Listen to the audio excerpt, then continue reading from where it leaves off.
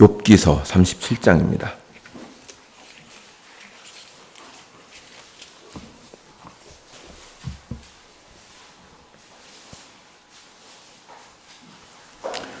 욥기서 37장 14절부터 24절까지입니다.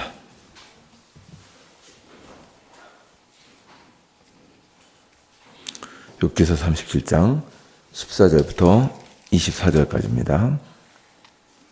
한 절씩 교독하도록 하겠습니다. 제가 먼저 14절을 읽겠습니다. 욥이여, 이것을 듣고 가만히 서서 하나님의 오묘한 일을 깨달으라.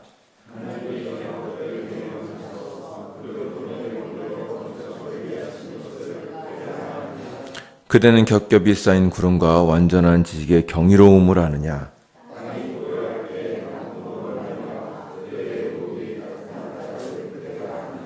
그대는 그를 도와 구름장들을 두들겨 넓게 만들어 녹여 부어 만든 거울같이 단단하게 할 수 있겠느냐?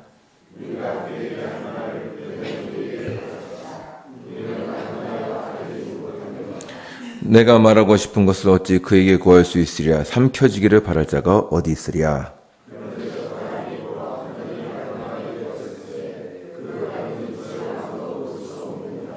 북쪽에서는 황금 같은 빛이 나오고 하나님께는 두려운 위험이 있느니라.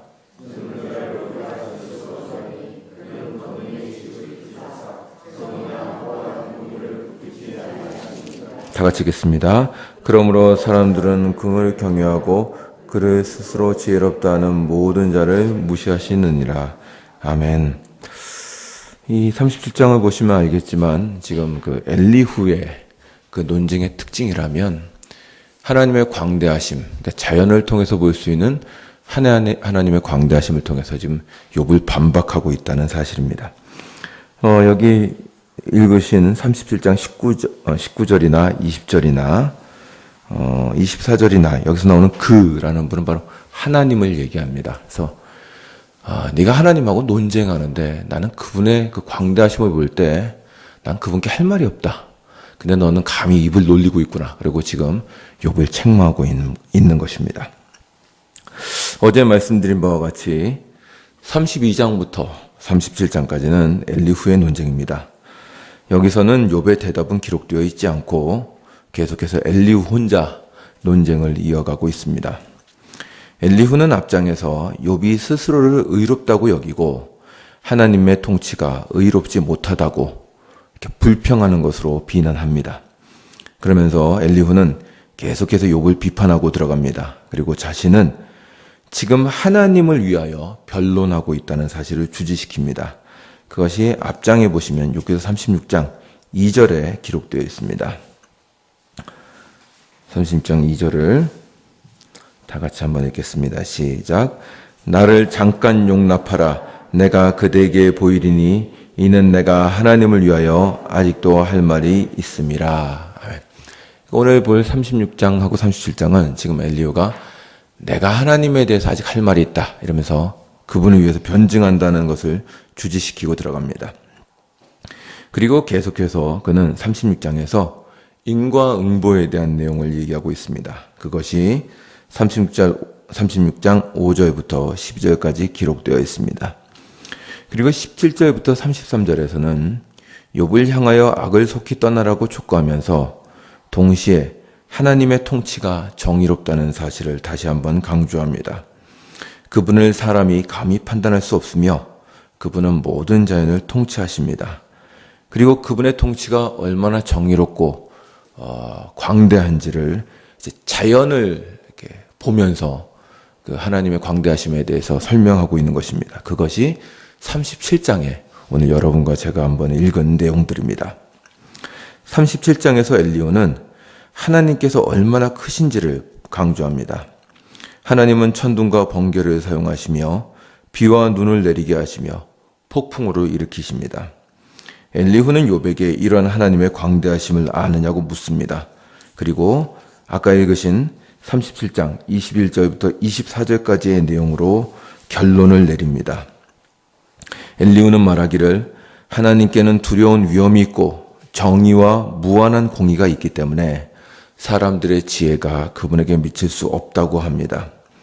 그는 하나님의 의와 통치가 높기 때문에 욥이 말하는 판단에, 그러니까 욥이 말하고 있는 불평이 하나님께 미칠 수 없다는 것을 말하는 것입니다.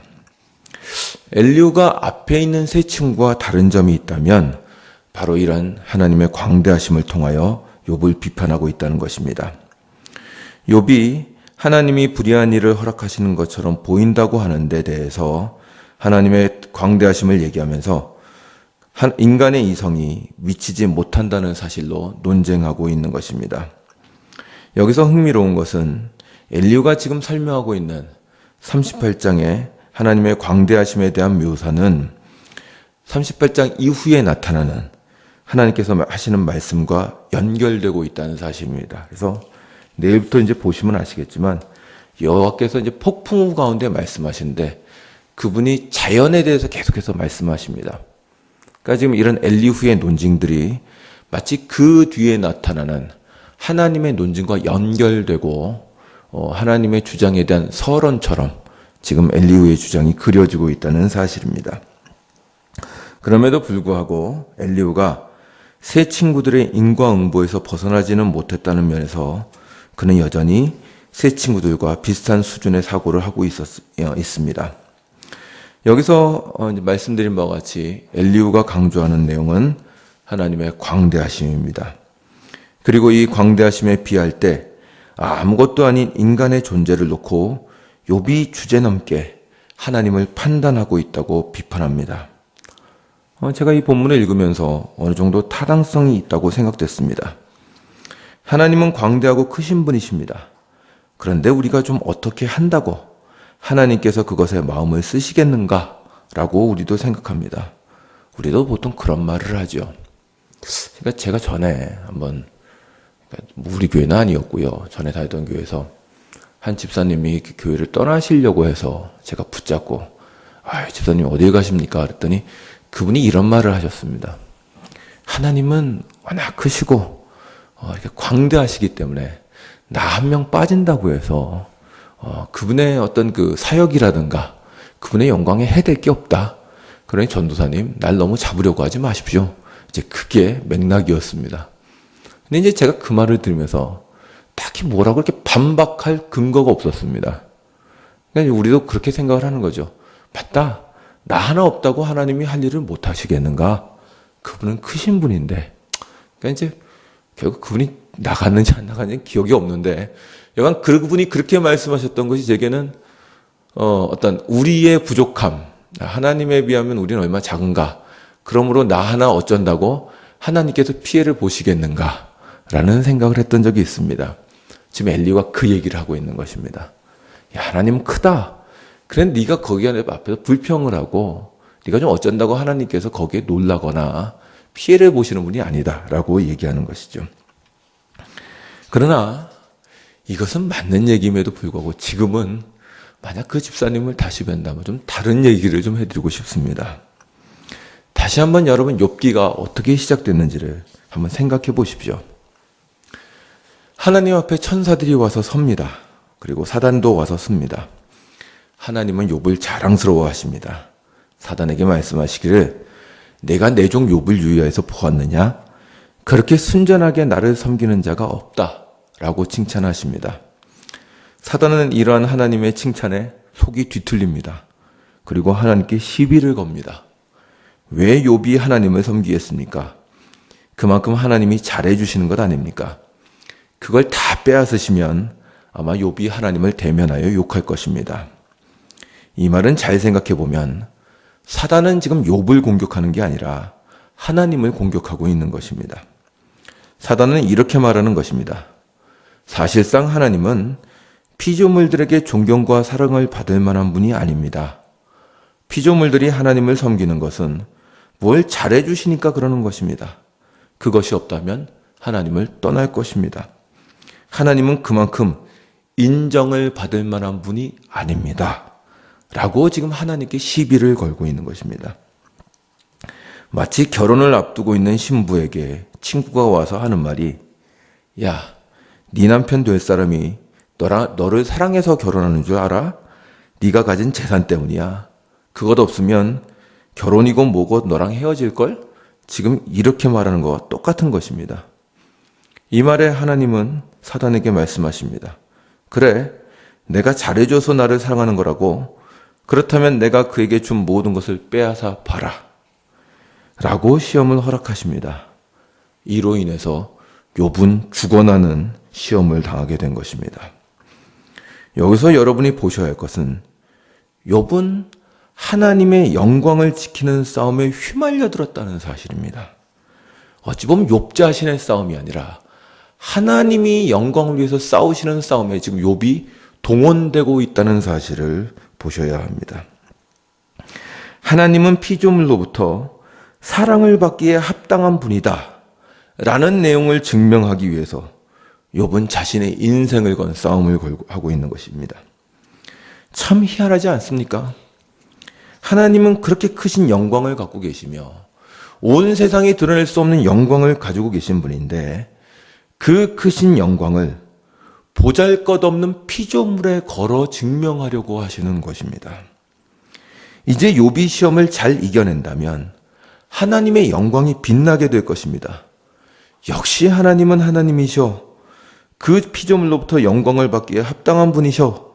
라는 것을 사단에게 인정받으시겠지만 만약 욥이 실패한다면 하나님의 영광이 깎여 나갈 판입니다. 이게 바로 지금 욥기가 보여주는 우리에게 어떤 이해할 수 없는 어떤 영광스러운 그 모습입니다. 여러분이 이 욥기가 보여주는 상황이 이해가 되십니까? 하나님의 영광을 어떻게 사람이 질 수 있겠습니까? 그런데도 신기하게도 성경은 하나님이 자신의 영광을 사람에게 거신다고 말합니다. 그리고 그들을 통하여 그분이 얼마나 훌륭한 하나님이신지를 증명하시려고 합니다. 성경은 이렇게 자신의 영광을 드러내시려는 하나님에 대한 사건으로 가득합니다. 출애굽기 32장으로 한번 가보시죠.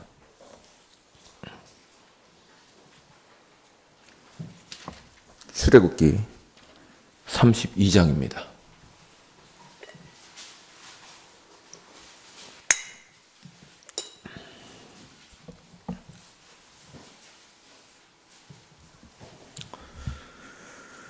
(32장) 10절부터 14절입니다.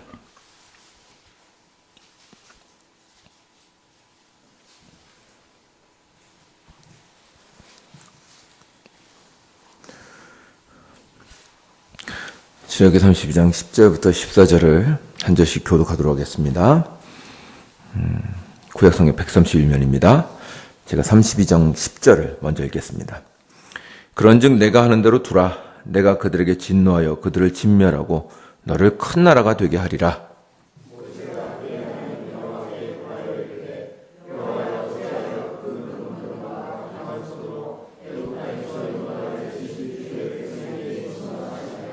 어찌하여 애굽 사람들이 이르기를 여호와가 자기의 백성을 산에서 죽이고 지면에서 진멸하려는 악한 의도로 인도에 내었다고 말하게 하시려 하나이까. 주의 맹렬한 노를 그치시고 뜻을 돌이키사 주의 백성에게 이 화를 내리지 마옵소서.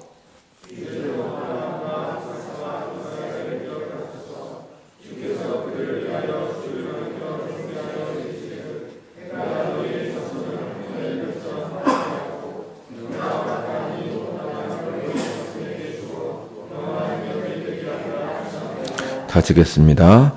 여호와께서 뜻을 돌이키사 말씀하신 화를 그 백성에게 내야지 아니하시니라. 아멘. 보통 사람들은 이 구절을 보면 보통 모세 중보에 대해서 강조합니다. 근데 저는 이 구절을 볼 때 그렇게 보이질 않습니다. 만약에 하나님이 이스라엘 백성들을 정말 진멸하고 싶으셨다면 상의하시고 자시고 할 게 없습니다. 그냥 다 죽는 겁니다. 근데 하나님께서 지금 이렇게 말씀해서 사건을 끌어가시는 이유는 모세와 하나님의 대화를 통하여 하나님께서 그 백성들과 어떤 관계에 있는지를 보여주시려고 하는 것처럼 보입니다. 이 사건은 여러분이 잘 아는 사건입니다. 이스라엘 백성들이 출애굽하고 나서 시내산 앞에 와서 송아지 우상을 만들어 섬겼습니다. 시내산은 하나님과 이스라엘이 함께 언약을 맺는 장소지요. 사람이면 결혼식장과 같습니다. 그런데 거기에서 우상을 섬긴 것입니다. 하나님이 진노하십니다. 모세에게 말씀하시죠. 내가 이 백성들을 진멸하고 너로 새로운 민족을 세워 내 나라를 만들겠다. 그러자 모세가 백성들을 위해서 기도합니다. 그런데 그 내용이 아주 절묘합니다. 모세는 하나님께서 그 백성들을 광야에서 진멸시키신다면 애국 백성들이 그것을 보고 하나님을 비웃을 것이라고 말합니다. 하나님은 이미 그 백성들을 이끌어 하늘의 별같이 많은 민족들을 만들고 영원한 기업이 되게 하시겠다고 약속하셨습니다. 그러므로 모세는 하나님이 그 백성들을 진멸시키실 수 없다고 말합니다. 왜냐하면 하나님의 영광이 그 민족 이스라엘과 묶여 있기 때문입니다. 그 백성을 진멸시키신다면 하나님은 이방인으로부터 비웃음을 받으시며 그분의 영광은 땅에 떨어지게 될 것입니다. 여기서 우리는 성경이 말하는 중요한 내용을 깨닫습니다. 하나님은 아무것도 없이 홀로 영광을 받지 않으시는 분이십니다. 그분은 자신이 구원한 백성들을 통하여 영광을 받으시길 원하십니다. 이스라엘 백성들은 하나님의 영광을 드러내는 대상입니다. 그러므로 하나님은 이렇게도 말씀하십니다. 제가 한번 구절 한 구절 읽어드리겠습니다. 이사야서 48장 9절입니다. 한번 들어보십시오. 내 이름을 위하여 내가 노하기를 더디할 것이며 내 영광을 위하여 내가 참고 너를 멸절하지 아니하리라. 보라, 내가 너를 연단하였으나 은처럼 하지 아니하고 너를 고난의 품물불에서 택하였노라. 나는 나를 위하여 일을 이룰 것이라. 어찌 내 이름을 욕되게 하리요 내 영광을 다른 자에게 주지 아니하리라. 아멘. 지금 유다 백성들에게 너희들을 구원할 것이다 라고 선포하시는데 뭐라고 얘기하시느냐 하면, 그렇게 너희들을 구원하는 이유는 너희들을 위한 게 아니라 나 자신을 위한 거다. 내 영광을 위해서 너희들을 구원하는 거다 라고 선포하는 것입니다. 왜냐하면 아무리 찾아보아도 유다 백성들에게서는 구원을 할 만한 이유와 근거를 찾을 수가 없기 때문입니다. 그러므로 하나님은 말씀하시길, 내가 너희들을 구원할 터인데 나의 영광을 위하여 너희들을 구원할 것이다 라고 선언하시는 것입니다. 하나님은 그분의 명예를 위해서 그분의 백성들을 구원하십니다. 엘리후의 말이 옳은 것이 있습니다. 우리는 하나님 앞에서 아무것도 아닙니다. 아마도 하나님께서 이 타락한 인류를 다 멸망시키시고 다시 만들어서 새로 역사를 시작하시는 것이 하나님께서는 더 쉬울 수도 있습니다. 인류가 사라진들 하나님의 전능과 영광에는 아무런 흠도 가지 않을 것입니다. 그러나 하나님은 그 죄악된 피조물을 그냥 내버려 두시지 않습니다. 그분은 자신의 백성들을 선택하시고 창조하시며 구원하시고 그들에게 자신의 영광을 거십니다. 그리고 하나님은 그들의 하나님이 되셔서 그 백성들과 함께 운명 공동체가 되십니다. 이제 그들의 성공은 하나님의 성공이며 그들의 실패는 하나님의 실패가 됩니다. 그러므로 하나님은 그들을 그냥 내버려 두실 수가 없습니다. 그분의 백성이 하나님 앞에서 아무리 미천하다고 할지라도 구원해도 좋고 혹은 버려도 좋은 아무렇지도 않은 미천한 미물이 아닙니다. 하나님께서 그에게 자신의 영광을 두시고 그와 함께 하시기 때문입니다. 왜 부모들이 자식들을 위하여 그렇게 노력하며 힘을 쓰고 애씁니까? 자식의 영광이 부모의 영광이기 때문입니다. 훌륭한 자녀는 그 부모의 영광입니다. 자녀가 훌륭하면 훌륭할수록 그 부모의 얼굴이 빛나는 겁니다. 그러나 자녀가 온전치 못하고 부패하다면 그건 부모의 수치인 겁니다. 자녀가 잘못되었다는 것은 그만큼 부모가 무능력하다는 말입니다. 그러므로 부모들은 자녀들에게 자기 명예를 쏟아 그를 돌봅니다. 자신의 자녀만큼 그 부모의 영광과 수치에 연결되는 것은 없기 때문입니다. 성도와 하나님의 관계가 이러합니다. 성도 개개인의 존재는 하나님 앞에서 아무것도 아닐 수도 있습니다. 그러나 하나님께서 그를 자신의 영광으로 삼으시고 자녀로 삼으신 이상 하나님께서 아무렇지도 않게 보는 성도란 이 땅에 단 한 명도 존재하지 않습니다. 하나님께서 그들을 통하여 영광을 받기로 하셨기 때문입니다. 그분이 인도하시며 하나님의 찬양하는 그 순간까지 이르게 하실 것입니다. 그러므로 성도의 삶에서 의미가 없다거나 아무래도 좋은 순간이라는 것은 존재하지 않습니다. 마치 사단이 욥에게 시험을 주고 그를 지켜보며 하나님의 영광을 재어본 것처럼 우리의 매일의 삶은 하나님의 영광과 그분의 기대 안에 있습니다. 그렇다면 여러분은 오늘 하루를 어떻게 사시겠습니까? 대충 살 수는 없을 것입니다. 하나님이 여러분을 통하여 영광을 받으려 하십니다. 오늘 하루만큼 하나님께서 영광 받기 위해서 오늘 하루만큼 여러분의 생명을 연장시키십니다. 여러분에게 가치 없는 순간이란 없습니다. 최선을 다해 사십시오. 힘이 부족할 때는 은혜를 구하십시오. 주께서 자신의 영광을 위하여 여러분에게 충만한 은혜를 베풀어 주실 것입니다. 이제 기대를 가지고 여러분을 지켜보시는 하나님의 눈앞에서 영광스러운 자녀로 살아가시기를 주의 이름으로 축원합니다. 기도하겠습니다. 주님, 우리가 무엇이간데 우리에게 주님의 영광을 거십니까? 참으로 이러한 무거운 임무와 사명을 가지고 우리가 하루하루를 살아간다는 것을 생각해 보면 우리에게 헛되고 아무렇지도 않은 순간은 없었다는 사실을 다시 한번 깨닫습니다. 우리에게 은혜가 없었던 순간은 없으며 하나님의 사랑과 관심이 떠났던 순간은 없습니다. 주여, 우리에게 믿음을 더하여 주시옵시고 참으로 우리가 사는 인생이 어느 분의 영광과 묶여 있는지를 다시 한번 생각하여 힘을 내고 무릎에 힘을 주어 주를 위하여 걸어나갈 수 있도록 은혜를 베풀어 주시옵소서. 오늘 하루를 주신 하나님께 영광을 돌려드립니다. 예수님의 이름으로 기도드리옵나이다. 아멘.